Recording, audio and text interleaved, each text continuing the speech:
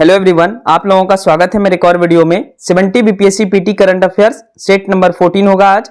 और हम सब चलिए वीडियो की शुरुआत करते हैं। चैनल पे नए हैं तो चैनल को सब्सक्राइब कर लेंगे। ये वीडियो हर रोज आपको सुबह के 10 से 11 बजे के बीच में मिल जाएगा। एटलीस्ट 11 बजे तक तो मिल ही जाएगा, तो आप सब अपने शेड्यूल के हिसाब से इस वीडियो को देख सकते हैं। ठीक है, चलिए पहला प्रश्न देखते हैं। उससे पहले अगर आपको इसका पीडीएफ चाहिए तो टेलीग्राम चैनल का लिंक मैं डिस्क्रिप्शन में दे दिया हूं, जल्दी से ज्वाइन कर ले और वहां से आप पीडीएफ डाउनलोड कर सकेंगे। ठीक है, पहला है स्विस संगठन IQ एयर द्वारा विश्व वायु गुणवत्ता रिपोर्ट 2023 प्रकाशित किया गया। कुल 134 देश में भारत वायु गुणवत्ता के संदर्भ में सबसे खराब कितने स्थान पे है। ठीक है, आपके ऑप्शन है फर्स्ट नंबर 5वें, दूसरा है तीसरे, तीसरा है पहला और चौथा है छठवां स्थान। तो पहला का सही आंसर हो जाएगा दूसरा नंबर तीसरा, यानी भारत वायु के मामले में तीसरा सबसे खराब कंट्री है। ठीक है, भारत वायु गुणवत्ता के संदर्भ में तीसरे सबसे खराब स्थान पर है। बांग्लादेश को विश्व का सबसे प्रदूषित देश, वहीं दूसरे स्थान पर प्रदूषण के मामले में पाकिस्तान है। ठीक है, और तीसरे नंबर पे भारत है। लगातार चौथे वर्ष दिल्ली को विश्व का सबसे प्रदूषित राजधानी घोषित किया गया है। बिहार के बेगूसराय को दुनिया का सबसे प्रदूषित शहरी क्षेत्र के रूप में चिन्हित किया गया है। एक बात तो बहुत खतरनाक बात है कि दुनिया के 11 सबसे प्रदूषित शहरों में 10 तो भारत का ही है। ठीक है, रिपोर्ट के मुताबिक 136 मिलियन यानी भारत की कुल आबादी का 96% विश्व स्वास्थ्य संगठन के 5 माइक्रोग्राम प्रति घन मीटर के अनुशासित स्तर से 7 गुना अधिक जीवन यापन कर रहे हैं, यानी 7 गुना अधिक प्रदूषण के मामले में जीवन यापन कर रहे हैं। हमारे कंट्री का लगभग 96% आबादी इंक्लूडिंग हम सब भी होंगे, क्योंकि हम जहां रहते हैं ये भी बहुत ही प्रदूषित शहर में से एक है। इसलिए मैं बार बार आप सबको बोलता हूं कि कुछ करें ना करें, पेड़ जरूर लगाएं और पेड़ को कटने से बचाएं। ठीक है, एकमात्र वही है जो कार्बन को लेगा, कार्बन का उत्सर्जित नहीं होने देगा। अगर कार्बन उत्सर्जित होगा तो पेड़ ही कार्बन को लेता है और बदले में हम सबको ऑक्सीजन प्रोवाइड करता है। ठीक है, क्वेश्चन नंबर 2, भारत के प्रधानमंत्री नरेंद्र मोदी ने PM mega integrated textile region and apparel योजना यानी PM मित्र के तहत किस राज्य में 2 मेगा टेक्सटाइल पार्कों का आधारशिला रखी। आपके ऑप्शन है फर्स्ट नंबर बिहार और झारखंड, दूसरा है तमिलनाडु और केरल, तीसरा है महाराष्ट्र और गुजरात और चौथा है पंजाब और हिमाचल प्रदेश। तो दूसरा का सही आंसर हो जाएगा तीसरा नंबर महाराष्ट्र और गुजरात। चलिए नेक्स्ट देखते हैं इसी में। यह एक ही स्थान पर कटाई, बुनाई, रंगाई और छपाई से लेकर एकीकृत कपड़ा मूल्य श्रृंखला बनाने का अवसर प्रदान करेगा। प्रत्येक पार्क के लिए केंद्र और राज्य सरकार के स्वामित्व वाला एक विशेष परियोजना स्थापित किया जाएगा। कपड़ा मंत्रालय पार्क SPV के प्रति पार्क 500 करोड़ रुपए एक विकास पूंजी सहायता के रूप में प्रदान करेगा। यानी ये जो पार्क डेवलप किया जाएगा उसके लिए 500 करोड़ जो है वो कपड़ा मंत्रालय द्वारा दिया जाएगा। भारत सरकार इन पार्कों को तमिलनाडु, तेलंगाना, गुजरात, कर्नाटक, मध्य प्रदेश, उत्तर प्रदेश और महाराष्ट्र में स्थापित करने की योजना बनाई है। ठीक है, तो रिसेंटली जो है वो आपका जो आंसर है तीसरा नंबर वहां पे स्थापित किया जाएगा। ठीक है, तो रिसेंटली जो है महाराष्ट्र और गुजरात में ये खोला है। ठीक है, चलिए बढ़ते हैं अगले प्रश्न की ओर। तीसरा, 9 से 10 फरवरी 2024 के दौरान कहां हिंद महासागर सम्मेलन के 7वें संस्करण का आयोजन किया गया। आपके ऑप्शन है फर्स्ट नंबर सिडनी ऑस्ट्रेलिया, दूसरा है पर्थ ऑस्ट्रेलिया, तीसरा है मेलबर्न ऑस्ट्रेलिया और चौथा है कैनबरा ऑस्ट्रेलिया। तो ऑस्ट्रेलिया में तो हुआ है, लेकिन अब जगह का भी नाम पूछ लेता है। तो तीसरा का सही आंसर हो जाएगा दूसरा नंबर पर्थ ऑस्ट्रेलिया। चलिए समझते हैं इसको। यह सम्मेलन ऑस्ट्रेलिया सरकार के विदेश मामले और व्यापार विभाग, सिंगापुर के S Raja Ratnam school of international studies और ऑस्ट्रेलिया के पर्थ US सेंटर के सहयोग से आयोजित किया गया। इस सम्मेलन की थीम क्या थी? एक स्थिर और टिकाऊ हिंद महासागर की ओर, यानी towards A stable and sustainable Indian ocean. 40 देशों के प्रतिनिधि शामिल हुए। भारत का प्रतिनिधित्व डॉक्टर S जयशंकर जो कि हमारे विदेश मंत्री हैं उन्होंने किया। ठीक है, देखिए 70 बीपीएससी में कथनों पर विचार करने वाला बहुत क्वेश्चन रहेगा, इसलिए लास्ट वाला जो मैं डिटेल बताता हूं उसको आप जरूर माइंड में रखिए। ठीक है, क्योंकि वैसे ही प्रश्न बनेगा। चलिए चौथा है, इंदिरा अम्मा आवास योजना किस राज्य सरकार की है। आपके ऑप्शन है फर्स्ट नंबर हरियाणा, दूसरा है झारखंड, तीसरा है केरल और चौथा है तेलंगाना। तो 4 का सही आंसर हो जाएगा ऑप्शन नंबर 4 तेलंगाना। चलिए तेलंगाना, 11 मार्च 2024 को गरीबों के लिए इंदिरा अम्मा आवास योजना की शुरुआत तेलंगाना सरकार द्वारा किया गया। योजना के तहत उन लोगों को घर बनाने के लिए 5 लाख रुपये वित्तीय सहायता प्रदान करेगी जिसके पास पहले से ही आवासीय भूखंड है। यानी आवासीय भूखंड है तो आपको 5 लाख रुपये तेलंगाना सरकार देगी। अगर आप तेलंगाना के निवासी हैं तो आप घर बना सकते हैं। जिन गरीबों के पास भूखंड भी नहीं है तो उनके लिए जमीन की भी व्यवस्था की जाएगी और 5 लाख रुपये भी दिए जाएंगे। ये तेलंगाना की बात हो रही है। तेलंगाना की राजधानी हैदराबाद है और हैदराबाद मूसी नदी के किनारे बसा है, इसको भी आप याद रख सकते हैं। ठीक है, क्वेश्चन नंबर 5, 1 जनवरी 2024 को कितने नए सदस्य ब्रिक्स में पूर्ण रूप से सदस्य बन गए हैं? आपके ऑप्शन है फर्स्ट नंबर 5, दूसरा है 4, तीसरा है 6 और चौथा है 3। तो 5 का सही आंसर हो जाएगा आपका दूसरा नंबर। 4 देश ब्रिक्स में जुड़ चुके हैं। आइए जानते हैं कौन कौन से कंट्री हैं। चलिए 4 देश कौन कौन से बने हैं। तो 1 जनवरी 2024 से मिस्र, इथोपिया, ईरान और सऊदी अरब अमीरात ब्रिक्स के पूर्ण सदस्य बन गए हैं। जोहान्सबर्ग में संपन्न 15वें ब्रिक्स शिखर सम्मेलन में ब्रिक्स में 6 अतिरिक्त देशों को शामिल करने की सहमति बनी थी, लेकिन अर्जेंटीना के नए राष्ट्रपति जेवियर माइली बनने से अर्जेंटीना ने ब्रिक्स से बाहर कर लिया, यानी उन्होंने सदस्यता हासिल नहीं की। सऊदी अरब की सदस्यता की अटकलें अभी बनी हुई है। ब्रिक्स दुनिया की 5 अग्रणीय उभरती अर्थव्यवस्थाएं जैसे ब्राजील, रूस, भारत, चीन और दक्षिण अफ्रीका शामिल है। इसे ब्रिक्स कहा जाता है। यानी वर्तमान में ब्रिक्स में 9 सदस्य देश हैं। ठीक है, 5 पहले से थे और 4 नए जुड़ गए हैं, जिसमें मिस्र, इथोपिया, ईरान और संयुक्त अरब अमीरात। तो टोटल हो गया 9। चलिए नेक्स्ट क्वेश्चन, क्वेश्चन नंबर 6 मार्च 2024 को प्रधानमंत्री नरेंद्र मोदी ने कहां भारत की पहली अंडर रिवर मेट्रो सुरंग का उद्घाटन किया? आपके ऑप्शन है फर्स्ट नंबर कोलकाता, दूसरा है भोपाल, तीसरा है इंदौर और चौथा है हुगली। तो 6 का सही आंसर हो जाएगा आपका पहला नंबर कोलकाता। यह मेट्रो सेवा कोलकाता एवं हावड़ा शहर को जोड़ेगी। Under water metro tunnel Kolkata metro की ईस्ट वेस्ट कॉरिडोर के हावड़ा मैदान एक्सप्लेनेड क्षेत्र का एक हिस्सा है, जो हुगली नदी के नीचे 4.8 किलोमीटर की दूरी तक तय करेगा।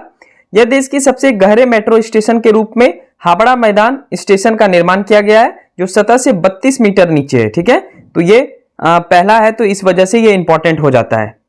ये सेशन अच्छी लग रही है तो सब्सक्राइब कर लेंगे चैनल को। चलिए 7वां प्रश्न, हाल ही में किस राज्य के तवांग में गोरसम कोरा महोत्सव मनाया गया? आपके ऑप्शन है फर्स्ट नंबर हिमाचल प्रदेश, दूसरा अरुणाचल प्रदेश, तीसरा है गुजरात और चौथा है उत्तराखंड। तो 7 का सही आंसर हो जाएगा दूसरा नंबर अरुणाचल प्रदेश। अरुणाचल प्रदेश की राजधानी ईटानगर होती है। चलिए देखते हैं इसके बारे में। यह महोत्सव भारत भूटान मैत्री और हिमालय बौद्ध धर्म की साझा संस्कृति विरासत के रूप में मनाया गया। यह भारत के अरुणाचल प्रदेश में तवांग जिले के चू नदी के किनारे जेमीथांग घाटी में मनाया गया। यह गोरसम चोटेन में आयोजित किया गया है, जो 93 फीट लंबा स्तूप है। ठीक है, स्टेच्यू है। तो इसको याद रखेंगे कि ये फेस्टिवल जो है क्यों मनाया जाता है। तो भारत भूटान मैत्री और कुछ बौद्ध धर्म से रिलेटेड है, जो कि सांस्कृतिक विरासत के रूप में मनाया गया। तो ये था इस महोत्सव के बारे में। महोत्सव का नाम है गोरसम महोत्सव। ठीक है, चलिए नेक्स्ट क्वेश्चन देखते हैं। क्वेश्चन नंबर होगा आपका अब 8वां। किस दिन नीति आयोग के सदस्य डॉक्टर वी.के. पॉल द्वारा राष्ट्रीय जन्म दोष जागरूकता दिवस 2024 का शुभारंभ किया? आपके ऑप्शन है फर्स्ट नंबर 5 मार्च 2024, दूसरा 1 मार्च 2024, तीसरा है 10 मार्च 2024 और चौथा है 15 मार्च 2024। तो 8 का सही आंसर हो जाएगा दूसरा नंबर 1 मार्च 2024। चलिए देखते हैं। राष्ट्रीय जन्म दिवस जागरूकता माह 2024 का मुख्य विषय बाधाओं को तोड़ना, जन्म दोष वाले बच्चों के लिए समावेशी सहायता था। जन्म दोष दिवस 3 मार्च को मनाया जाता है। सभी जन्म दोष की जागरूकता बढ़ाने और बच्चों को देखभाल और उपचार में सुधार करने हेतु यह एक पहल है।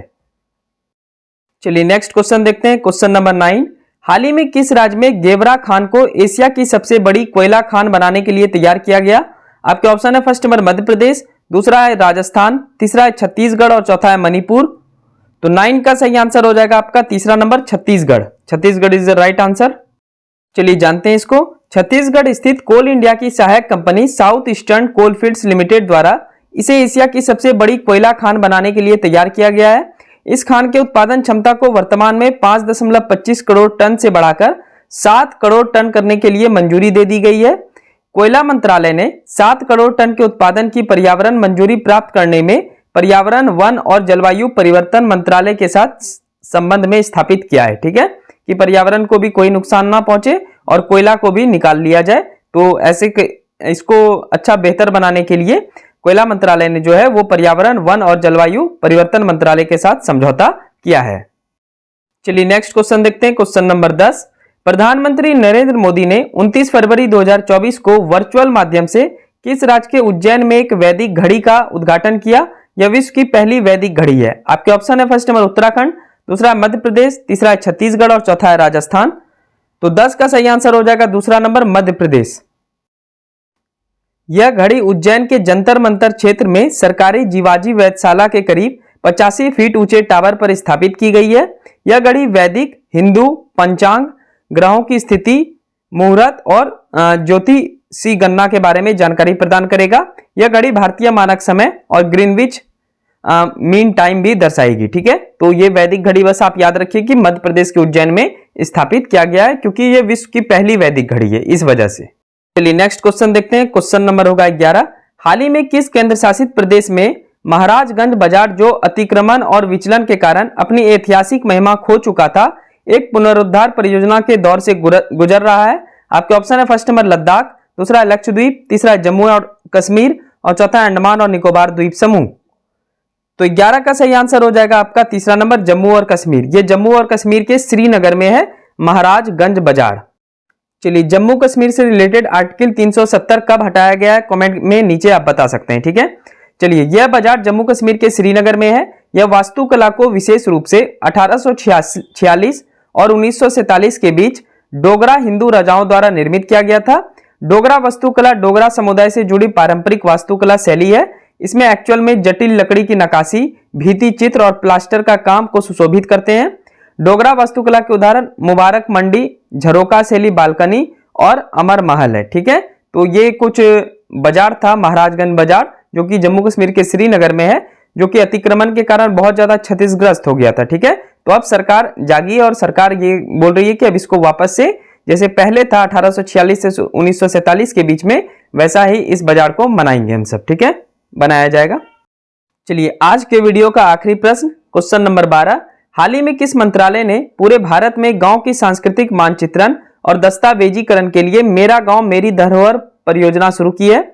आपके ऑप्शन है फर्स्ट नंबर संस्कृति मंत्रालय, दूसरा है रेल मंत्रालय, तीसरा है महिला एवं बाल विकास मंत्रालय और चौथा है गृह मंत्रालय। तो 12 का सही आंसर हो जाएगा आपका पहला नंबर संस्कृति मंत्रालय। तो मेरा गांव मेरा धरोहर परियोजना क्या है? संस्कृति मंत्रालय की यह परियोजना है मेरा गांव मेरी धरोहर।